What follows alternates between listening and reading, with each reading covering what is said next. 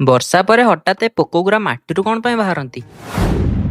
ଏବେ 3 ଦିନ ହେଲା ଏମିତି ବର୍ଷା ହଉଛି, ଘରୁ ବାହାରି ହଉନି। ଆଉ ଆମ ଘର ସାଇଡରେ ଦେଖ କେମିତି ପାଣି ଜମିଛି, ପୁରା ପୋଖରୀ ହେଇଯାଇଛି। ଆଉ ଆମ ବାରି ଅବସ୍ଥା କ'ଣ କହିବି, ଆଉ ପାର୍କ ଯିବାକୁ ପଡିବନି, ପୁରା ଅଣ୍ଡ୍ରେଲା ହେଇଯାଇଛି। ଆଉ ଏଠି ଦେଖ ପୁରା ଛୋଟ ଝରଣାଟା କେମିତି ବହିଛି। ଆଉ ଏଠି ଦେଖ କେତେ ପ୍ରଜାପତି ଏ ଗଛରେ ବସିଛନ୍ତି, ସତରେ ବହୁତ ସୁନ୍ଦର ଲାଗୁଛି। ଆଉ ବର୍ଷା ହେଲେ ପୋକ ଗୁଡା ମାଟିରୁ ବାହାରନ୍ତି, ଏମାନେ ଆପଣଙ୍କୁ କିଛି ବି କ୍ଷତି କରିବେନି। ସବୁଠୁ ସୁନ୍ଦର କଥା ହେଲା ଏମାନେ ଗାଁରେ ବେଶୀ ଦେଖାଯାଆନ୍ତି। ଆଉ ହଁ, ଆପଣଙ୍କ ଅଞ୍ଚଳରେ ଲାଲ ଜୀବ ମାନଙ୍କୁ କ'ଣ କୁହନ୍ତି କମେଣ୍ଟରେ ନିଶ୍ଚୟ ଜଣେଇବେ। ଆଉ ବର୍ଷା ହଉଛି ନା ନାଇଁ କମେଣ୍ଟରେ ନିଶ୍ଚୟ କହିବେ।